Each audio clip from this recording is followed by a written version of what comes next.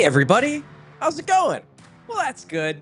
I'm Charlie O'Connor, and this is PHLY Flyers. Welcome to a week of me hosting, and helping me through this very, very difficult week is my good friend, Steve Jaco. Steve, thank you for joining us today. Anytime, Charlie. I'm always happy to be aboard PHLY. I'm happy to help you guys out. And I love talking hockey with you, even in the middle of the summer. You know, there's a heat wave, but you know what? We're still going to talk some puck. It is extremely hot outside these next couple days. Like, it's been a weird summer for most of July. If you're not in the Philadelphia area, it was hot, but it was constantly threatening to break out into a massive thunderstorm. It seems like these next 3 days, it's just going to be ridiculous. Awesome. So yeah, my can't PO wait. bill's been, great. So it'll Can't continue wait. to be great. But yes, this week, Bill, our fearless leader, is on vacation. So I'm going to be doing hosting duties. Bear with me. I am not Bill level of host. Certainly not. Who is? He's a legend. Yeah. He's a legend. But we got the belt out front here in Bill's honor, even without Bill here. And we do have a fair amount to talk about. This is going to be a Mailbag Monday. However, we do have the World Junior Summer Showcase. But before that, just have some things I want to talk to you about. First, hit that like button. We're at 31 likes. We need way more than that, and we will be continuing to push you to hit those likes. I know. Do it. Do it. I love the double thumbs up from Steve. Love that. Come on. Hit those like buttons. I'd love to crack 200. I know we're down in the true, summer, the heat of the summer, but This is where the diehards thrive. we're still getting good views. We're still getting good view numbers, and if we're still getting good view numbers, let's keep those like numbers up. It's because we got the best listeners, the best viewers out there. You know, you guys are the best. Come on. We sure do. In fact, we do. And for many of those listeners, if you want to see me and Bill, I don't believe Kelly's going to be able to make it, but if you want to see me and Bill in person, believe it's next week. Next week, in fact, Monday, August 4th, is a Q&A night at the PHLY studio. Now, this is for diehards only, so if you're not a diehard, become a diehard, and I'll tell you a little bit more about that in a second. But if you are a diehard, come hang out with us, talk some hockey. We're at the point of the summer where, unless you're a true hockey sicko, your friends probably don't want to talk about hockey with you right now. Well, you can talk about hockey with us at the Q&A night at the PHLY studio. There is a small fee. It's going to be mostly going to charity, but mostly just want to make sure we have an attendance number. However, if you are a diehard, come sign up for the Q&A night. If you're not a diehard, come become a diehard and then come to the Q&A night as well. Maybe that can be the way you celebrate your new PHLY diehard membership. Seems like a no-brainer to me, Charlie. And that my theory is Bill took off this week to prepare himself for that event. He had to get in the right mindset. Yeah, come on. You got to be ready, because when you're dealing with the diehards, you best come correct. You better be bringing your A game, because Yeah. they're going to bring their A game. They're going to try to get you with some questions. So Bill's got to shape up. Now, Yeah. I suspect his shaping up will be, drinking a lot of beers. But maybe that's the way he gets into the zone. Yes. Well, Well, we're perhaps. talking hockey. That's the best way to get into the zone. Come on. Look at the draft party. It's an extremely fair point. And if you want to become a diehard in order to go to the diehard Q&A, we have a diehard sale going on right now to celebrate the start of Philadelphia Eagles training camp. $36 for a full year. Comes with the free shirt, comes with access to events like the diehard Q&A that we're having next Monday. It's going to be fun. This is a limited time sale to celebrate the start of Eagles training camp as the Eagles try to win their second straight Super Bowl. Thus far, everything I've heard from camp, it's been pretty good. I'm liking how it sounds right now. Go Birds. And no major injuries, knock on wood. yeah, I'm going to big time knock on that. But look, I mean, it's important to remember that the Eagles crushed the Kansas City Chiefs back in February. I don't know if a lot of people heard about that, but you got to remind them. Yeah, you got to remind them. It was basically a shutout that they scored garbage time points. It's important to remember that. Yeah, the best quarterback of all time got completely upstaged by a guy who apparently isn't even a top 10 quarterback in the NFL. Not even. That's what I've read that. Go Birds. Go Birds. Great training camp offer. Go jump on that and then come talk to Bill and Charlie next week. Come on. Exactly. It'll be a great time. So now that we have talked about the greatness of PHLY, it's time to talk about the greatness of some prospects in the Flyers pipeline. The World Junior Summer Showcase kicked off on ice, games, work, etc. on Sunday, yesterday. The Flyers have, I believe I saw Bill Meltzer tweet out, a league high 7 prospects at the World Junior Summer Showcase. Now, for those who don't know what the Summer Showcase is,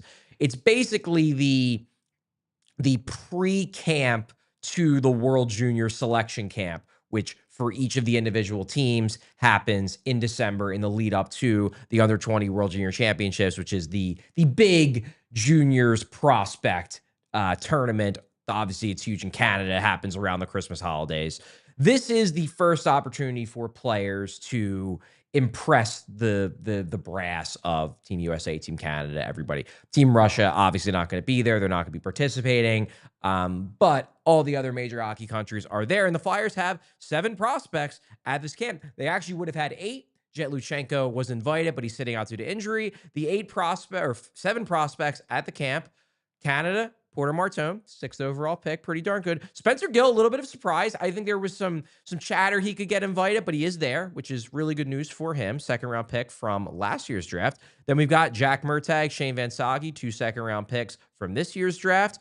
Heikki Ruohonen, 4th-round pick from last year's draft, and Max Westergaard, a 5th-round pick from this year's draft, and then last year's 2nd-round pick, Jack Berglund. It's a decent crop of players, Steve. It's nice to be able to get a look at these guys nice and early, you know, in the summer, get some work in there, especially before they hit training camp. Some of these guys is a nice warm up before they go and try to prove themselves for a spot on this team. I mean, Martone obviously isn't going to be in that position. Yeah, but he's making it. Listen, I will take any viewing of Martone that I can get at this point. It's so exciting. We have to wait that college year at least, but whatever, it's fine. We just want him to be right when he gets here. Yeah, I would assume, looking at this list, like Martone, as you're right, he's making Team Canada. If he's healthy, he's making Team Canada. And Luchenko, he's healthy, he's making Team Canada. Or, if he's in the NHL, it's a 50-50 as to whether the Flyers would give him the ability to go play in the World Juniors, because they could still do it. It's been done before. NHL teams have the player on the NHL roster, and they give permission for that guy to go to World Juniors and play and miss a couple weeks of NHL time. That's possible, but Martone and Luchenko, if they are available, will be on Team Canada. Heikki Ruohonen is a lock as well. Jack Berglund, a lock for Sweden. Max Westergaard, I think in normal years, Finland was a deeper club. They're kind of going through a little bit of a down stretch in terms of the quality of their players. So I would think Westergaard has a pretty decent shot. Not a lock, because we are still talking about a 5th-round pick who is just 18 years old. But I think he has a pretty darn good shot, given the fact that he's played pretty well in international play, and Finland is going through a bit of a down stretch for their prospect quality. Murtagh, Vansaghi, and Gill, they need to have strong camps. They do, because they are very much, they on the bubble, I guess, for some, like somebody like Gill might be a bit of a stretch there. That said, he's on the older side. He's big, so perhaps he would have a shot. Those are guys that need to impress at the Summer Showcase in order to have a chance. But you look back to last year's Summer Showcase, this is where Carson Bjarnason really stood out. We had the underwhelming showing at Flyers Development Camp, and then he shows up at the World Junior Summer Showcase and ends up getting on the team. Now, he didn't play basically at all for Team Canada. He was the 3rd goalie for them, but he made the team. And I do not think he would have made the team had he not done as well as he did in the World Junior Summer Showcase. So I'm going to go through the players real quick, but the first guy I want to talk about, obviously, is Porter Martone. Come on. And we had an interesting interview that came up on my YouTube feed a couple minutes ago. I was able to listen to it right before the show, on Martone talking to Flow Hockey, to Chris Peters and a couple other people at the World Junior Summer Showcase about his decision to go to Michigan State. But before I get into that, I just want to lament for a second, because they ran the lines. Martone's Canada team did not play yesterday. They did not have a game the way that some of the other teams did, but they did run lines. They practice. And when I saw that he was on a line with Berkeley Catton, who was my dream pick for last year's draft, the 2024 draft, it hurt. It's like that could be a projected first line for the Philadelphia Flyers, and instead Seattle just had to take him. Seattle just had to do it. Had to take him. They're always spiting us in Seattle. They take centers every year. And they always pick ahead of the Flyers. We need centers. Let's work a deal out. Come on, let's make something happen. Let's do it. Yeah, well, they didn't take a center ahead of the Flyers this past year, but they did take Jake O'Brien, who was one of my favorite players in the draft. Was a big Jake O'Brien guy. So There was a lot of chatter about Jake O'Brien to the Flyers too. yeah, there was, and A I think lot he of was the a guy they Bucks liked. had him going to the Flyers. Yeah, I thought he was a legitimate possibility. In fact, I probably had him as the most likely possibility, but Martone slips a 6. They go with the best player available over a center, and they end up with Porter Martone. Yeah. So, And no complaints on my end because I'm really excited for yeah. Porter Martone. No, I don't think anybody is disappointed. That said, James Higgins did look very good in yesterday's games. But I wanted Higgins too. He did look very good in That yesterday's was a game. tough choice. And once Nashville swooped in and took our dreaded player over there, we were like, all right, well, I guess we're going to end up with somebody really good if they decide to go with Higgins. And, you know, they went with Martone, and he's a big body. He's super talented. I'm excited to get these glimpses of him. It's going to be a little bit before we get to see him with the Flyers. Not forever, but, you know, we all get impatient with the shiny new toy. Oh yeah. And I heard you and Bill talking about that on Friday, basically saying that we know this is probably the best thing for his development, but we just want him now. Yeah. We just want him now. We want him now. I mean, it was just so much fun watching Michkov last year, just watching him cook, watching him do his thing. Because Michkov last year, I think, is the most fun I've had in a long time watching the Flyers, like probably since prime Giroux, really. And seeing glimpses of that and thinking about what this team could be in a few years is so exciting. So I know the future is soon, but I'd really like the future to be now. But it's the right thing ultimately. So getting glimpses of him here, and obviously we're going to get to watch him in college this year. That's cool. Man, really want it now. Yeah. But the good news is this is the first time we've been able to get a direct one-on-one interview, not us, but as in the media as a whole, with Porter Martone since the decision.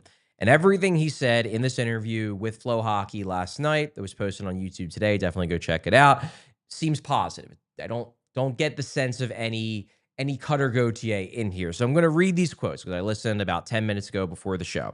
First quote, I weighed the pros and cons of everything. I think going to Michigan State is kind of the next step in my hockey journey. I think it's going to help me develop into a full player, get some time into the gym. Then he was asked about the Flyers. His answer to the Flyers, this hopefully will make people feel better. The Flyers were going to support me either decision I made. For me, if I do get a chance to go into training camp and try to make the NHL, they were going to support that. But at the same time, I really sat down and thought with my camp, and I did include the Flyers as well, is what's going to make me the best player 5 to 10 years down the road when the Flyers are trying to win a Stanley Cup. Sounds like someone who is still very much in on eventually helping the Flyers win a Stanley Cup. Just maybe not this year. We're so scarred as a fan base. Just people seeing somebody go to college and they're just like, oh, this is going to end up in the worst possible way. Let's just take a deep breath, relax a little bit. College is okay. He's going to enrich himself. I love these quotes. He's going to enrich himself, mentally and financially. Yep. Oh, mentally and financially. That's the way to do it. Enrich yourself. He's playing chess, not checkers over there. But listen, he says the most important 2 words that you could possibly want to hear out of any hockey player there, and that's Stanley Cup. Yep. Okay? Yep. He's got his eyes on the prize, and it's the right prize. You want to talk about, he's not one of those guys like, well, I'm thinking about winning the MVP or something, which don't get me wrong. I love a chip on the shoulder. Like, I love that Michkov was pissed off that he didn't end up in the top 3. He didn't win Rookie of the Year. I love that chip on the shoulder, but ultimately, I like that he's talking about helping the Flyers win a Stanley Cup. And that's a great quote for me. Like, that's what I want him focused on. Yeah, no, I like it as well. One thing that jumped out at me, and I'll pull a little bit behind the curtain here because I obviously didn't quote anyone in my story. But when I did my breakdown of the Martone decision, I talked to team sources. And one quote, which honestly, I probably could have quoted the person, but I just didn't ask. So instead, I just used it on background. One thing that I heard in those conversations was, not in so many words, this was a decision about making him the best player he can be 5 years down the road. And then to hear Martone say that exact same thing, that tells me that the two sides are on the same page. Yep. Like when you hear a player and higher ups in an organization using the exact same language when they're essentially rhetorically walking in lockstep, that tells you that they've got their story straight, and that's a good thing. That's a good thing, especially in this situation where there is so much understandable concern about the idea of Martone changing his mind and deciding he doesn't want to sign with the Flyers. This quote tells me At least right now, and there's no reason to think it's going to change, but at least right now, they are all on the same page, and that's great news. Oh, I love to see that kind of, in sync language right there. That's what you want to hear. That's what you want to see. Well, Cutter Gauthier was an anomaly. That's not the norm. That's not something that normally happens. Okay. Sure. And the Flyers, I think that's just, it was a weird situation that happened. We still don't have full information on what happened. I think that would make a lot of people feel better if they had more of that story. But alas, if only we knew, as he keeps saying over and over and over, but not saying anything. Yeah, and another thing too, and this is maybe it's funny. I was gonna say it's like xenophobia, but if it's xenophobia against my own country. It does seem like the American players in general are more into the holding out and not signing with a team thing. Yeah. And I don't know if it's just because Canadian juniors, you can sign a contract right away, so it just happens less frequently that the guys change their mind, or if it's something about the way the American players come up is that they're more open to the idea of, flaunting the established NHL rules and saying, no, I want to pick my spot. But you think about it, like, you've got, Rucker McGroarty, Kevin Hayes, Adam Fox. Adam Like, Fox is these a are big all one. American players. Martone's Canadian. Maybe there's just something about the way the Canadian players come up where they're less likely to want to go down that road because it's more like, well, that's just the way it is, so that's what I do. Right, You right. know? I don't know. I think there is something to it because it does seem to happen a lot more with Americans than Canadians. I'm not worried about it. And I think the people who are worried about it are just still way too scarred from what happened with Cutter. Because it is like, as a Flyers fan, as somebody who's been watching the Flyers, and it's a well-respected organization over there, this doesn't happen often. It's not often that somebody kind of spits in the face and says, I don't want to be a Philadelphia Flyer. And again, him not saying his side of the story, and then you just hear Briere and Jonesy say, well, he cut us out. He didn't want to talk Yeah, to us at which all. is He true, didn't want yeah. to explain anything. It's going to be real one-sided. But yeah, ultimately, like, I feel like that's an anomaly. I feel like that's not the norm. Let's just try to relax about this college thing. All right. It's okay that he's going to college. It's okay that he's trying to make himself a better player. And that language, them using the same language, that's fantastic. Yeah, it makes me feel good, and I already felt pretty good about it. Other things that made me feel good going into the other players, out of the games that were played yesterday, the summer showcase games, basically all the Flyers prospects did well. All right. You've got Shane Vansaghi had a goal. Jack Berglund had a goal. Jack Murtagh had an interesting assist where he basically was getting knocked down and he kind of just pushed the puck back to a teammate who then went in and scored. But hey, an assist an assist is an assist. And then Heikki Ruohonen only had an assist, but apparently he was very good. He was extremely impressive for Team Finland. He played a big role for Team Finland last year at the at World Juniors. Expect him to play an even bigger role this year now that he's one of the older guys on that team. Last year he was kind of the shutdown guy. He took on the minutes against the opponent's best centers, best lines. This year, I think he's going to be their clear-cut 1C, and apparently he was very impressive in the game yesterday. So only prospect who did not score a point was Max Westergaard. Bust, but also he just got drafted. I'm not necessarily expecting him to blow the doors off, but look at that. Prospects doing pretty well. And to be clear, because I want to make sure that no one panics about the guys who are not there, to go to the World Junior Summer Showcase, number one, you have to be eligible for World Juniors. So if you are going to be 20 by the time December 31st rolls around this year, you cannot go to this camp. So guys like Alex Bump, guys like Oliver Bonk, Denver Barkey, Carson Bjarnason, Cole Knubel, they are out. Then all the Russians are out. Now, I believe Zavragin also would be 20, but he certainly can't go if there's no Team Russia. So, Right. boom, Zavragin can't go. So, a lot of the guys who you might be like, well, why aren't they at this camp? Does that mean it's bad? No, most of the guys did not go. The one disappointment I would say of a player who the Flyers obviously took very high, who was not invited, Jack Nesbitt, not out there. And it is a little bit disappointing because there were a number of other forwards on Team Canada who were taken after Nesbitt who are at this camp. Justin Carbonneau, Braden Coots, Cole Rezny, who, I mean, I'm a huge Cole Rezny guy, Malcolm Spence. So that's a little disappointing because the Flyers have claimed, and I believe this, they have claimed that they were not the only team who was really high on Jack Nesbitt, that would have taken him as high as they did. And I think that is true. There were quite a few other teams that seemed very high on him. That said, you know, these are guys who were taken after him that Team Canada thinks higher of than they currently think of Jack Nesbitt. That Nesbitt pick is going to be a tough one for us to reckon with for years, because you're not going to see him with the Flyers full time for at least a couple years.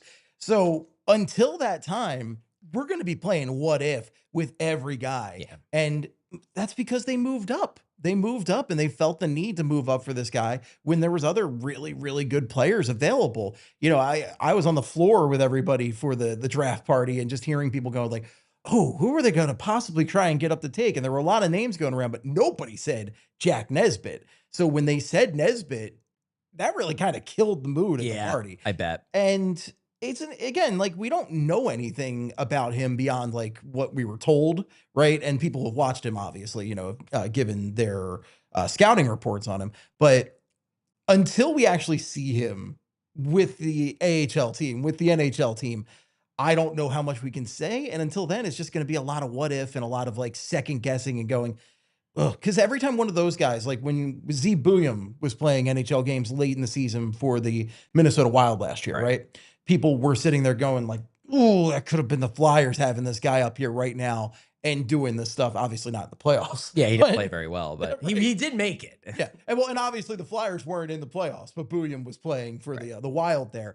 But it's still something that you see that is frustrating. And I think it's going to be, you're going to see some of those guys drafted after Nesbitt playing NHL time before him. And every time something like this happens, people are really going to rue that Nesbitt pick. So it's until he can prove us otherwise, people are going to be hating. And I think the Flyers' response to the concerns about guys like, you know, Coots and Rezhny, especially because they were both centers, going on this team and Nesbitt not, is that they're taking Nesbitt for what they think he can be 3, 4, or 5 years down the road when the skating gets better. Whereas guys like Coots and Rezhny might be better now, but because they're on the smaller side, Rezhny, you know, is more of a skilled scorer who, you know, can just take apart the WHL because it's the WHL, and maybe that won't translate as well once he gets to the NHL. They believe that Nesbitt, while he might not be the better prospect now in terms of helping you win a game in juniors right now, 3, 4 years down the road, they believe he will be the more effective all-around NHLer, and we're just gonna have to wait and see if they're right. Yep. And that's not great for people who are impatient, but you got to be patient at this point. That's the process. I'm not going to say the phrase there because I think we're all scarred on that phrase from the Sixers, but there is a process that perhaps you should have some faith in or try that. Trust it, maybe? I'm not going to say it. I think we're all too scarred on that one right now. Fair enough. It didn't produce the outcome we were all hoping for in Philadelphia. I don't think it's going to. I don't think it's going to ever. Well, before we get to the mailbag questions, though, let's move to a word from our sponsors.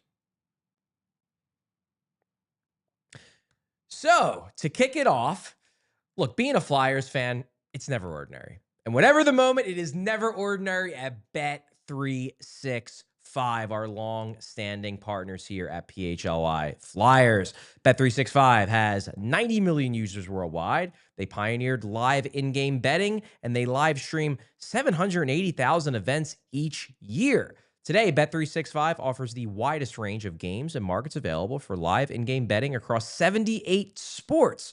And new customers now get $150 in bonus bets when you bet $5, win or lose. Sign up. Use the code PHLY365, deposit $10, and place a bet for $5 to get that $150 in bonus bets. Again, win or lose. And breaking news from Bet365. New customers now get $150 in bonus bets when you bet $5, win or lose. Sign up, use that code. Bonus bets can be used on the spread, totals, player props, futures, and more, whatever the moment. It's never ordinary at Bet365. Must be 21 and older and physically located in Pennsylvania. If you or someone you know has a gambling problem and wants to help, call 1-800-GAMBLER. And now it's on to Pico. Charlie, I walked into my garage yesterday, and it was a sauna in there. Yeah, this Philly heat, especially now, it's no joke. This humidity is here. So what I ended up doing, I got like 20 bags of ice. I went into my backyard, filled a baby pool with them. Nice little inflatable I have back there. Did a little cold plunge. Why didn't you just turn on your air conditioner? I'm trying to be energy efficient. I hear the cold plunges are good for you. You seem like a cold plunge kind of guy. And I'm trying to save a little bit of cash as well. Okay, well, instead of filling up a baby pool, and I don't believe you have any children, William, but instead of filling up a baby pool that you don't yet need, you could just check out Pico's energy saving rebates. They've got deals on Energy Star cooling equipment that actually work and cut your bills. So no more ice? It's the summer. Flyers aren't playing. They've already melted all the ice in the rink. Yeah, that seems like what's up. I'm going to have to check this out. It seems like the way to go, Charlie. Thank you. So just head to pico.com/ways to save. They've got tips for everything. Heating, cooling, lighting, you name it. We're back. And you may be wondering how Bill Matz got here. Well, I'm here to tell you we have mastered teleportation here at PHLY. We do. It's Sorry. fantastic in the summer. Yeah, we're keeping it under our control.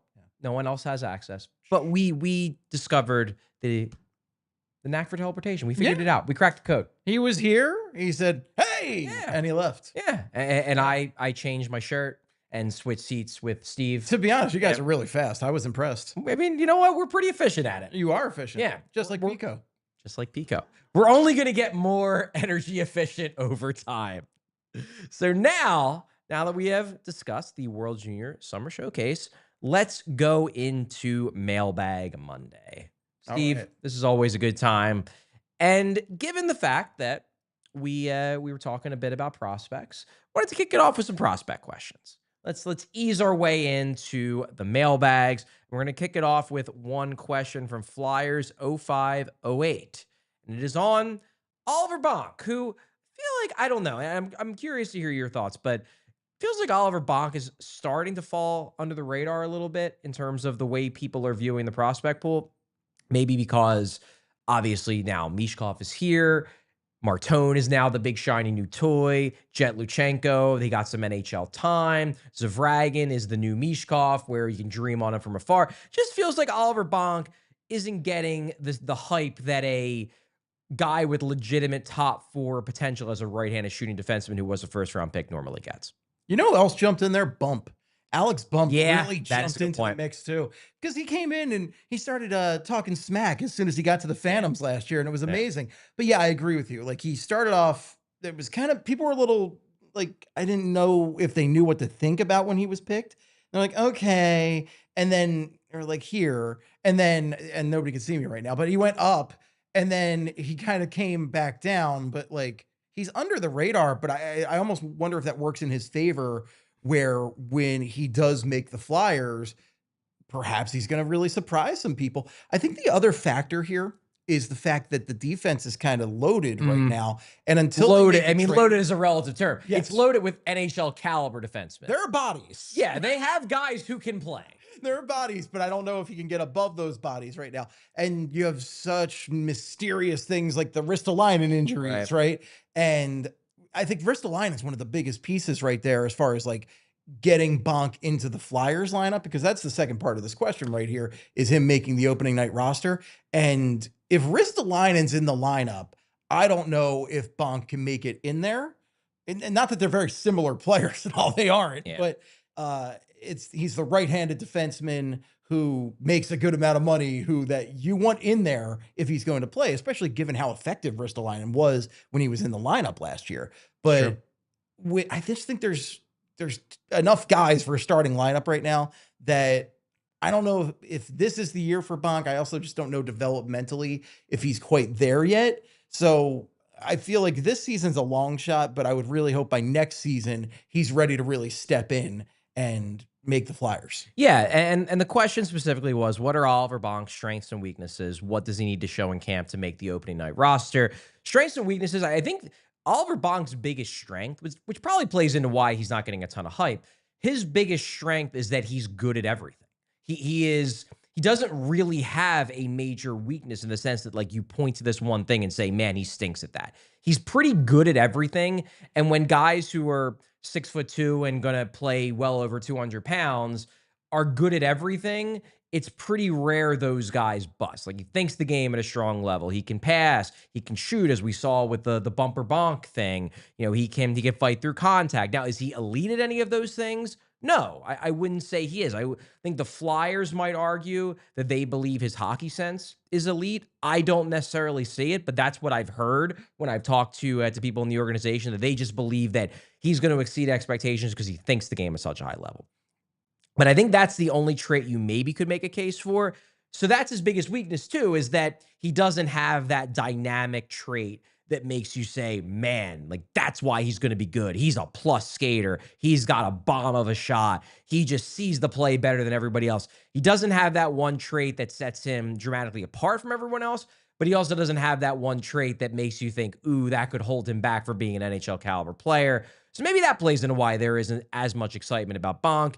And about what he needs to show in camp, what I had heard last year from Tortorella and then from talking to people in the organization was that they didn't like, because Tortorella came into camp last year being like, maybe Bonk could make the team. I really liked what I saw from him last year. And then it became clear he wasn't going to make the team. And apparently their issue was pace. Pace, okay. He needs to play faster. He needs to make decisions faster. That he was playing a junior style game in camp and in preseason, and that's just not going to cut it if you're going to make the NHL at age 18, 19 years old. So I think that's what I'm going to be looking at the most is he making decisions faster? Is he moving the puck faster? Is he not, taking that extra second to survey his surroundings? That to me will be the biggest thing, because I think physically he could always get stronger. They always could get stronger when they're teenagers, but I don't know if he needs to put on significantly more weight to be ready. I think he needs to show, though, that he's not going to get eaten alive by the speed of forecheckers and just how fast the NHL game is. Yeah, that sounds right. I mean, the pace thing is really interesting to hear about, because it does seem like he does everything kind of well, but not like exceptional, which is great for a defenseman, I think, because if you're on offense, you're going to end up playing in the bottom six if you're kind of like that, where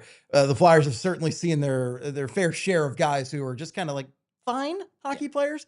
But on defense, I feel like a lot of the best guys are guys you don't notice most of the time, guys who are just quietly doing their job and getting stuff done. Like, I always think about, like, one of my favorites growing up, Eric Desjardins, right? Yeah. Eric Desjardins was not the most noticeable defenseman out there, but he was rock solid for the Flyers for many, many years. And if you end up like a guy like that, that's awesome.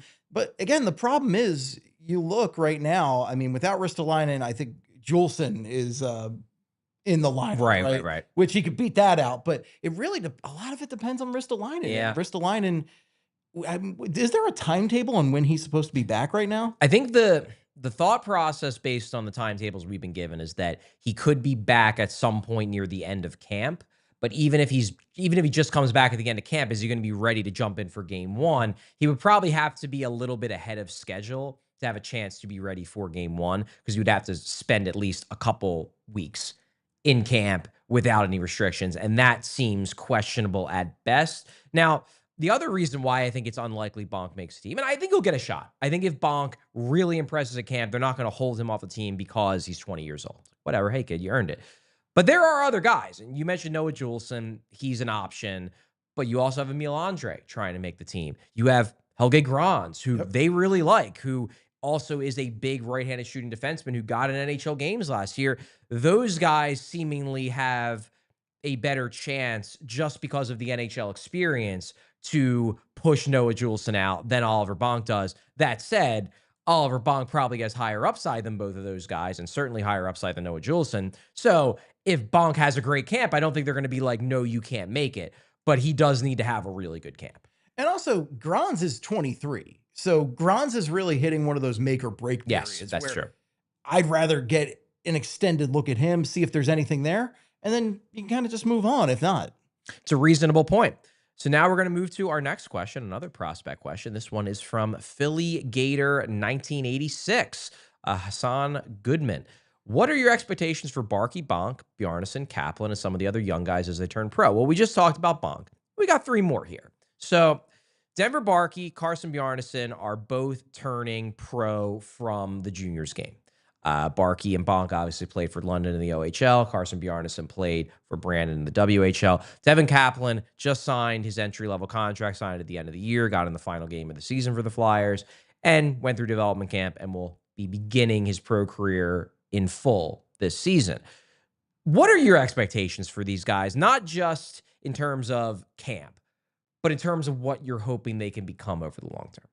Bjarnason, I mean, let's start with Bjarnason because I think he's got the clearest chance within the next couple of years to really prove himself. True. Given that goaltending is such a weak position for the Flyers right now. Bjarnason, I mean, Vladar's got what, a 2-year contract right now? Yeah. So Vladar's contract is very purposefully the length where you would expect Bjarnason to come up maybe at the tail end of that or right after that and come up. Bjarnason, I want to see if he's an NHL caliber starting goaltender. You know, I think Sam Ersson has had opportunities. He'll get another opportunity this year to show exactly what he is, but he really feels like a 1B at best right now.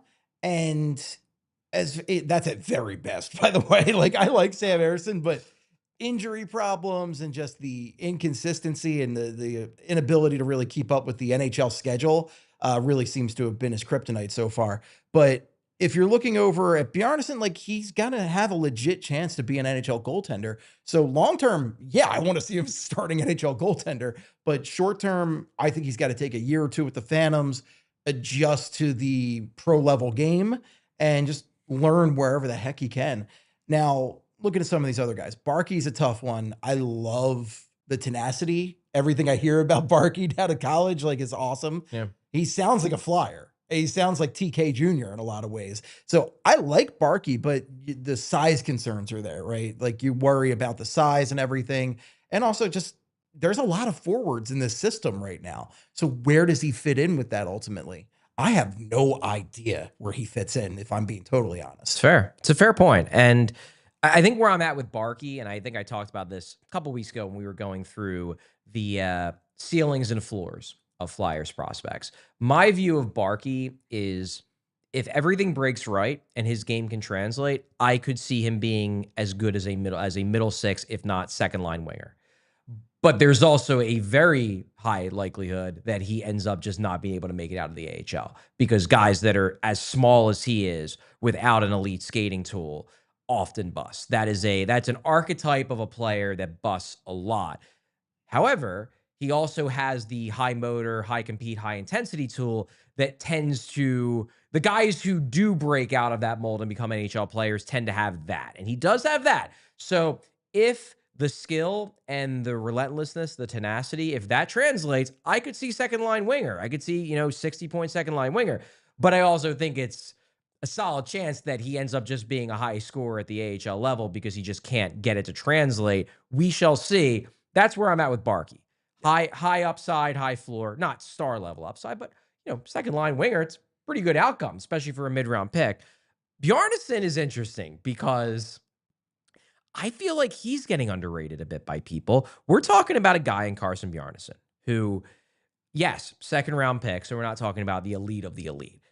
He's 6'4". He's a big goalie and he's very athletic. The raw tools are there. And people might look at his stats and be like, 913 save percentage. That's not that great. In the WHL, that was tied for second best among starting NHL goalies, starting goalies last season. There was another guy who was above the 3, but he only played like 20 games. Bjarnason played 40. The other two guys in his realm played above 40 as well. He had really good numbers last year for his league. Now, I'm not expecting it to happen overnight. I'm expecting him to have some growing pains in the AHL, in the pro game, when he's working with the Flyers development staff, the goalie development staff, Brady Robinson, and then obviously Kim Dillabaugh up at the top. But I think people might be sleeping on Bjarnason a little bit. I think he's a quality prospect who had a better year last year than I think people realized, and has all the physical tools you look for in a legitimate starting NHL goalie. And the big thing with Bjarnason is there's not really anybody impeding him with the big club. If he really blows the doors off with the Phantoms, like, they will find a way to move Vladar or Ersson out of there. Yeah. There's nobody that's really standing in his way. So, and that was what frustrated me so much with like Kolosov last year, is if Kolosov did the work and Kolosov was patient and, really did the work, developed properly, he would have had a chance to be the #1 goaltender here, no problem. Now we're playing where in the world is Alexei Kolosov, and he's really just not on the map at all. So Bjarnason's got a great chance to really, impress, and he could be the starting goaltender for this team in a couple of years if he, it may be next year even if he does everything right at the Phantoms. If he has a huge year with the Phantoms, all bets are off. If he gets off to a great start, now as you mentioned, they have Vladar and Ersson. Those are the two guys. You have Fedotov, who's probably going to, as long as he reports, he would be the partner for Bjarnason down in the AHL. One would assume.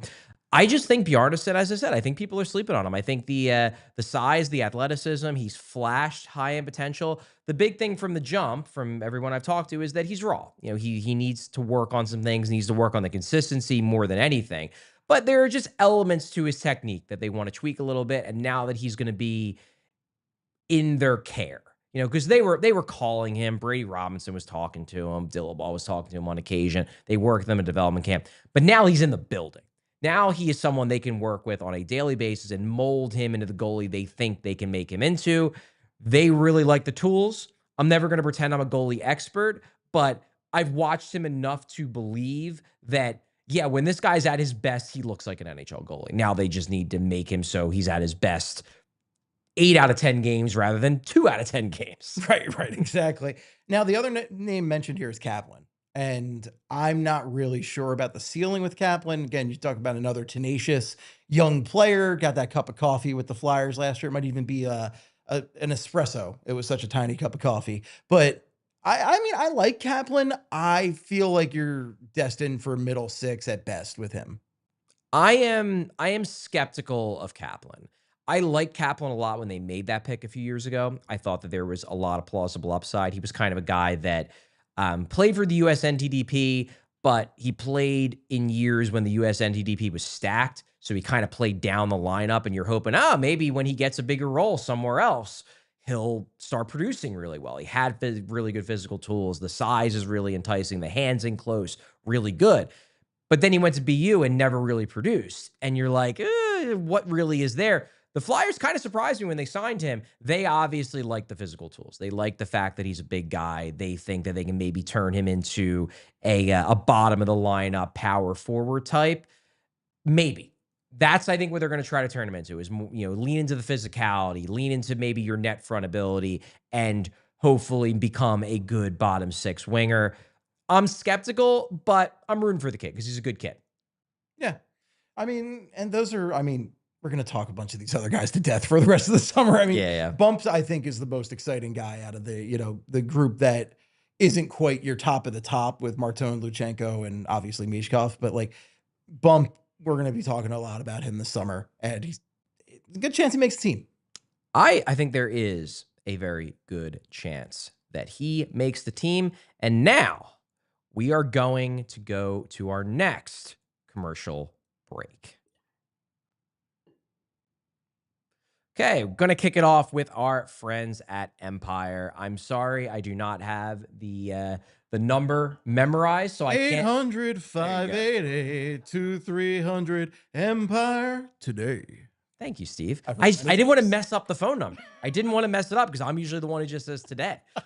But just like your favorite team needs a home ice advantage, your home needs a home floor advantage, and Empire Today can help you get it. Empire Today has flooring experts, dedicated flooring professionals who focus on flooring every single day.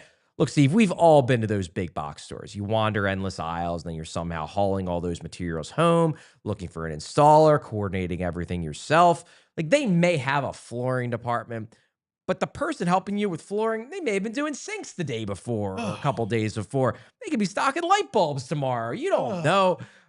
Don't you want to go to a place where they actually are experts on flooring? Yes. Well, Empire Today is that place. They live and breathe flooring. They will be with you every step of the way. They're flooring experts. They bring the showroom right to your home, get precise measurements taken, and have all your questions answered, so there are no surprises. With Empire Today, you get clear upfront and all-inclusive pricing, plus you can schedule installation as soon as the next day. So schedule that free home estimate today, because some things are just better at home, and PHLY listeners can receive a $355 discount when using promo code PHLY. Yeah, you heard right. A $350 discount with code PHLY. Restrictions apply. Visit EmpireToday.com/PHLY for full details. And now I want to talk about Cherry Hill Mitsubishi in honor of Bill Matt. So here is a fact that shocked me, Steve. Mitsubishi Motors is #1 customer satisfaction with dealer services among mainstream brands and SUV owners. That's not me saying it. That's JD Power. Oh, and associates? Associates. If you're looking for the most affordable 7-passenger SUV in America, Cherry Hill Mitsubishi has you covered with the 2025 Mitsubishi Outlander. Take advantage of their 0% for 60 months, APR financing for PA residents only, or take home the 2024 Mitsubishi Mirage. Payments starting at $55 a week with $0 down retail. Offer not valid with trade-in. Offer subject to credit approval by third party. Not all applicants may qualify. Combine that, though, with the best warranty in the automotive business. 10 years, 100,000-mile powertrain, and 5 years, 60,000-mile bumper-to-bumper. Why settle for a lesser warranty and be on the hook for costly repairs down the road? So stop in today. Tell them PHLY sent you and receive a $100 restaurant.com gift card just for taking a test drive. Seems like a no-brainer to me. Come on. Now, I know people buy Mitsubishis elsewhere. I just don't know why. Drive home in your new Mitsubishi today. Just minutes from all bridges or available online 24/7 at cherryhillmitsubishi.com. I wanted to throw in a Mitsubishi just for old time's sake, but I was afraid once I said it once that I might keep saying it. That was a good idea. Yeah. You don't want to jinx yourself there.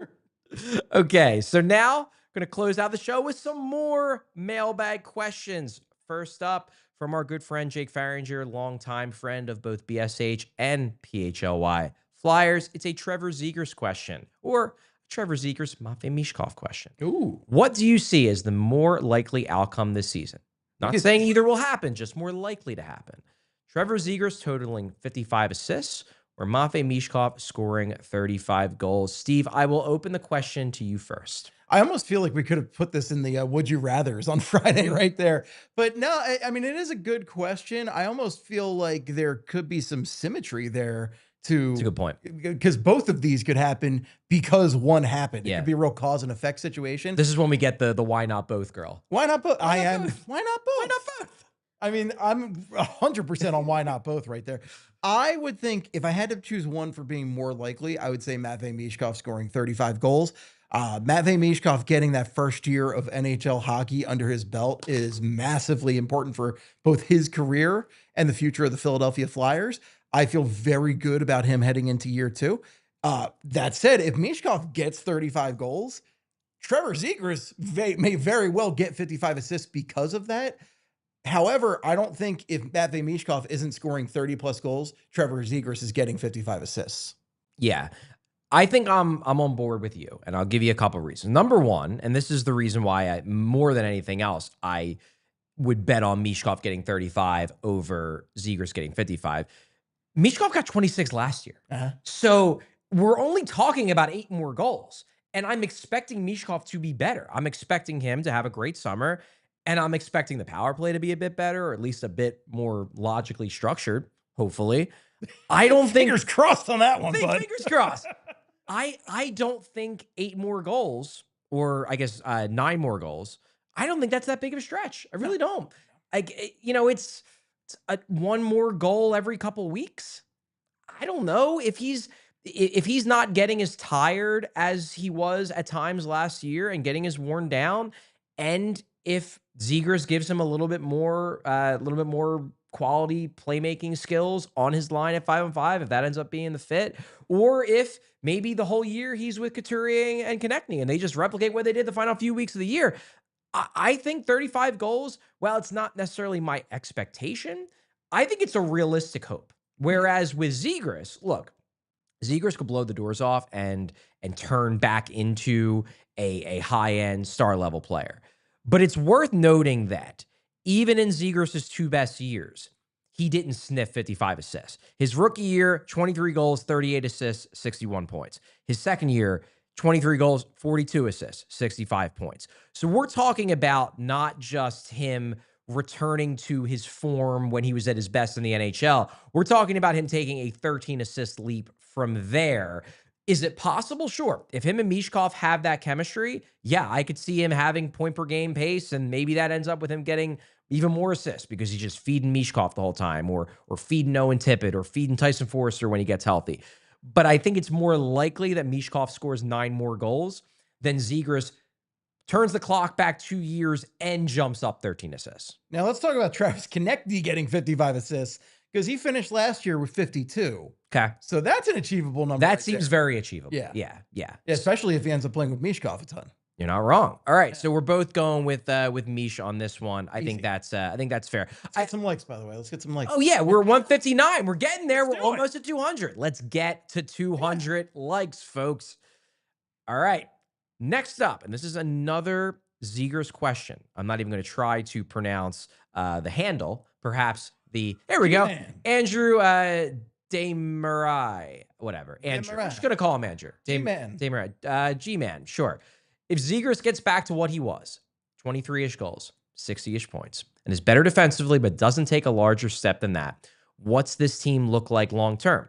For a playoff team that's a really good second-line production, but you need a minimum second guy at that level at center. I agree with that. I agree that if Zegras just gets back to what he was those first 2 years, maybe slightly better two-way, but he's just a guy you can trust for 65 points. Basically, he becomes what they were realistically hoping Morgan Frost to become. Because I feel like that's that outcome where, you were hoping Frost on a yearly basis could be 60, 65 points, and he never really broke out of that mid-40s, plateau, I guess you could call it. Horrific defensively. Yeah, I mean, he got better, but he did. He got better. He got better. I got would give better. you that. He got better. He had some lousy. He was never going to be a shutdown guy, but he did. No. He tried. But like a 2C, like if you think about successful Flyers teams, right? You think about like 2010, 11, 12, around then. Like Danny Briere is like your 2C. And Danny Briere putting up a lot of points, not necessarily the best. Yeah, he was bad defensively.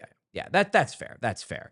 But the question here, I think, is more philosophical. It's like, okay, if Zegras is just that, where does that put the Flyers? Because clearly with Zegras, they're taking a shot at a guy who maybe can fill that 1C role. Now, it's maybe not likely that he's a 90.1C, but it's a plausible outcome. We're talking about a guy that year 1, year 2 looked like he was on that path. Then he dropped off for 2 years, but if he gets back on that path, maybe he could be a 90-point guy. If he's not, if he's just good, where do you think that puts the Flyers from a team-building standpoint? I think, they're back to needing that 1C, and it's probably not going to be Nesbitt, unfortunately. And Sean Couturier, unless he finds the fountain of youth, isn't probably getting back there. He can give you nights where he can be the 1C, and he can certainly play defensively like that on most nights, but giving you the production offensively and defensively you need from a 1C, I don't even know where the heck you get that besides going out in free agency next year and getting those big fish that are available. But, we'll see if any of those guys get re-signed. I think a bunch of them probably do. But, it probably puts the Flyers not at square one, but that's still going to be one of their biggest needs.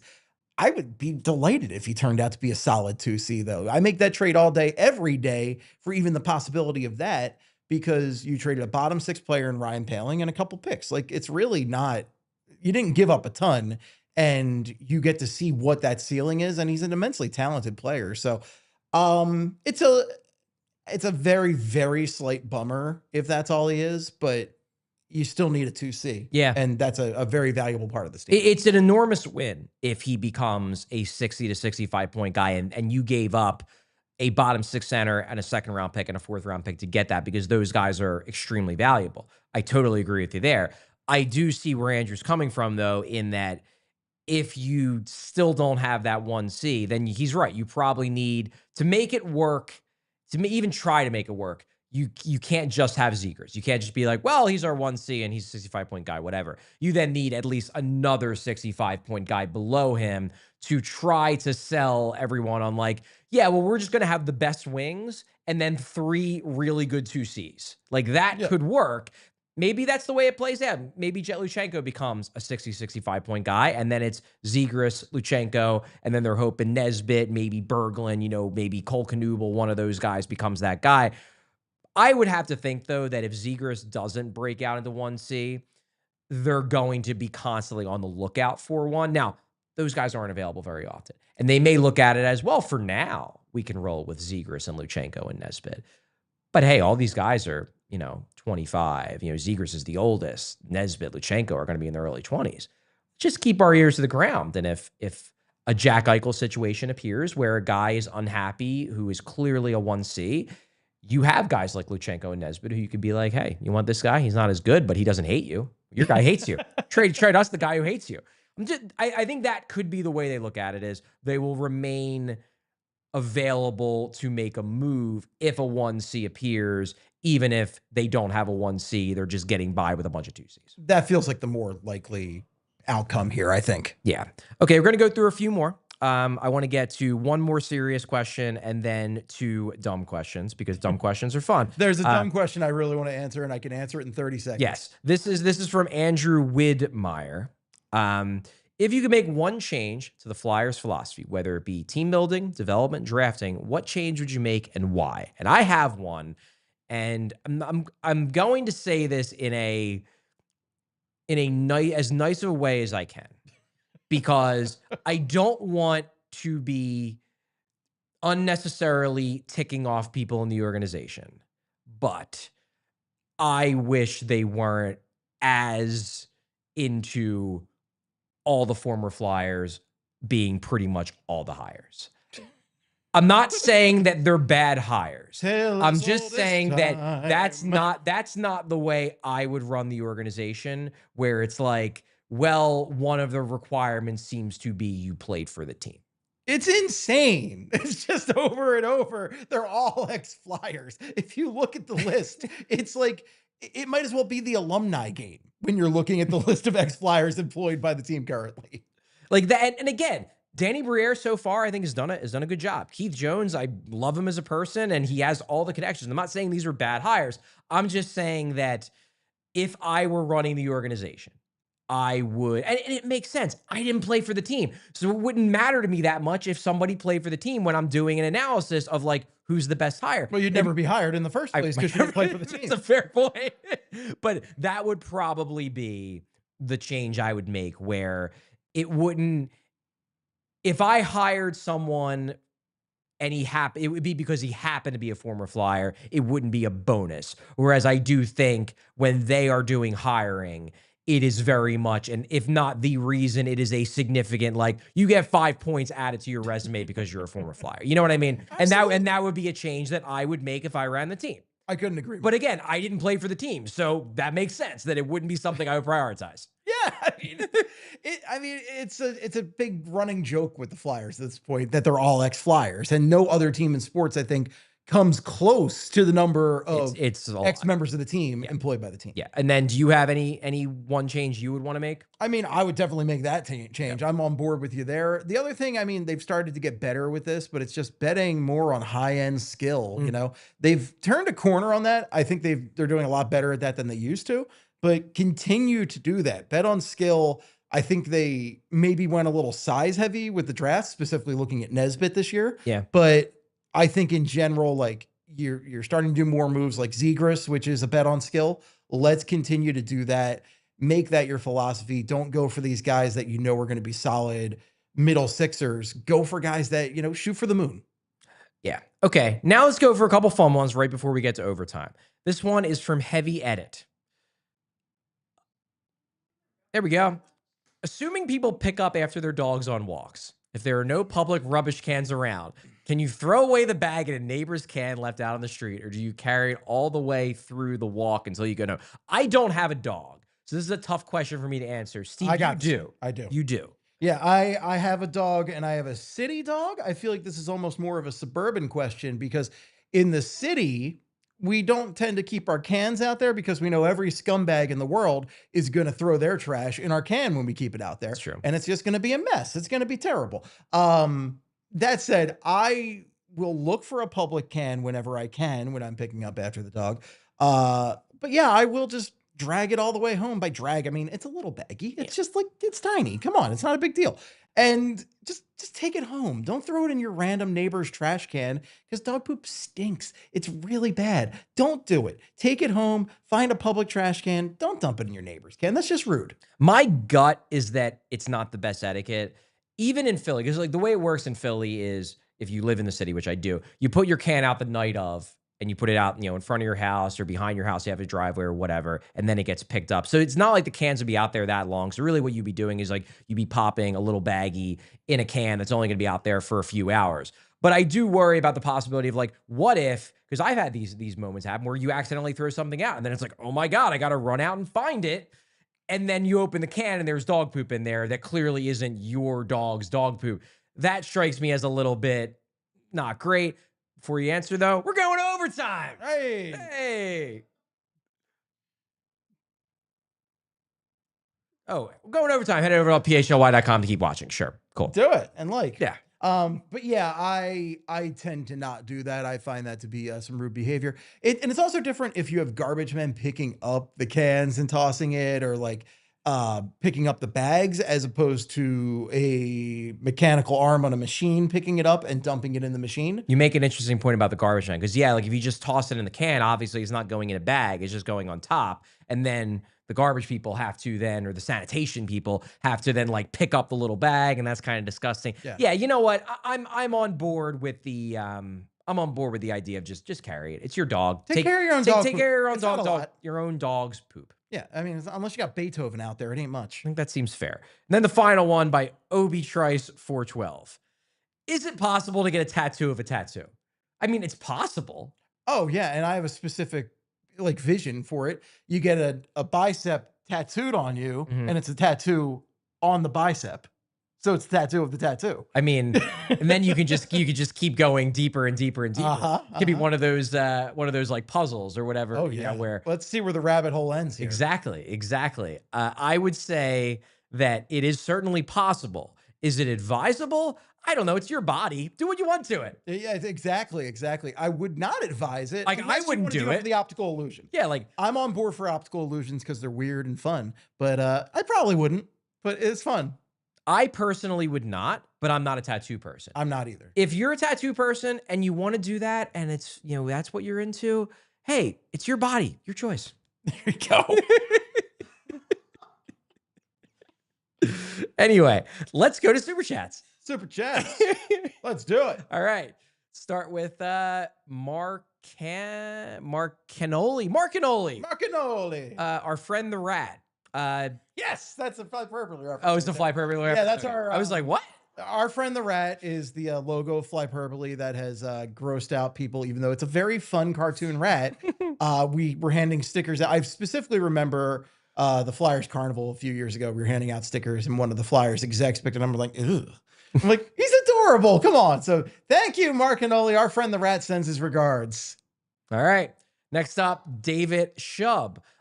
Don't get the Andre hype. Grons was steadier. Stretch passes mean little if you get smoked in the corners. Grons showed up in AHL playoffs. Emil did. I've heard that Emil Andre was not that impressive in the playoffs this year. And I think the Flyers organization was disappointed that he didn't dominate the AHL playoffs like they felt someone who already has shown he can at least hold his own at the NHL level. They would expect him to do that. And they were disappointed that he didn't.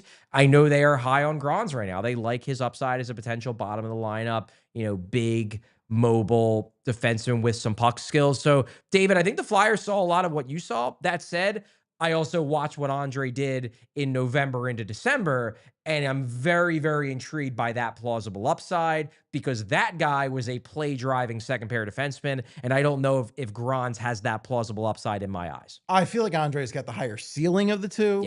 Yeah. And exactly based on what you're talking about, that November-December period where he was just kicking butt and taking names. Well, now we're on just straight YouTube, kicking ass and taking names. So there you go. There we go. I think he's got the higher ceiling, but I think Grons is more of a steady Eddie player there. I would have to agree. Adam S.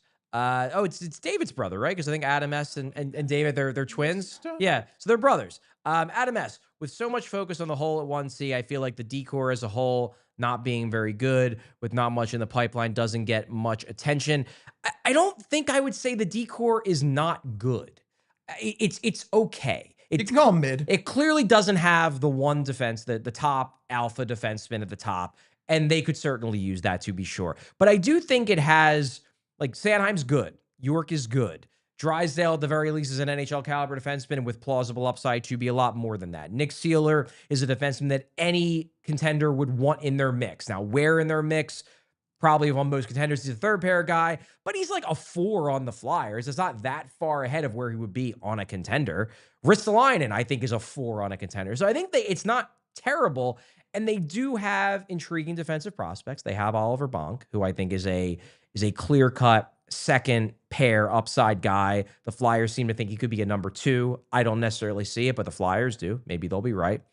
Spencer Gill is a little bit more on the long term, but he's playing in the World Junior Summer Showcase. He's got some intriguing upside. Andre's still around. Like, they have guys. So I don't think it's I don't think it's as bad as maybe, Adam, you're projecting it to be, but I do think that there is a glaring hole at the top. Everybody else fits in much better if you can get that one guy that they don't have. Yeah, I agree with that. I mean, you could call them mid, and that'd be fine by my regards. But I think they're pretty good most nights, and a lot of that depending on when Ristolainen's healthy and when Ristolainen isn't.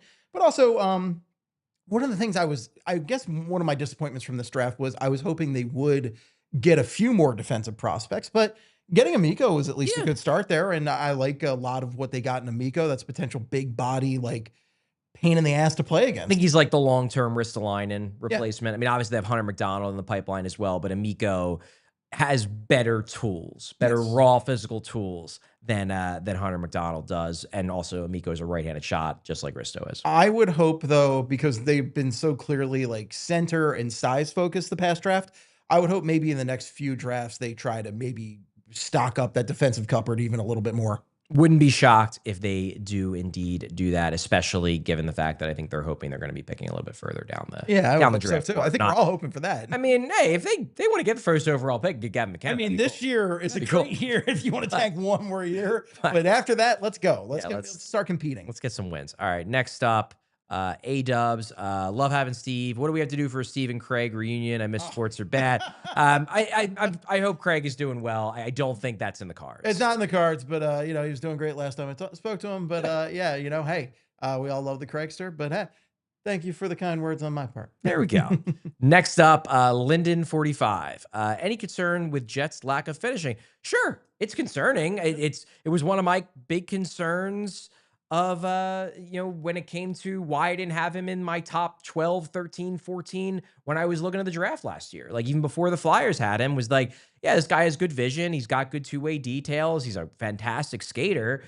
Can he finish anywhere that's not, like, dangling in front of the net? Because he can do that. But anywhere else, doesn't shoot probably as much as he could or should, and the shot needs some work. He didn't score any goals in his time in the AHL.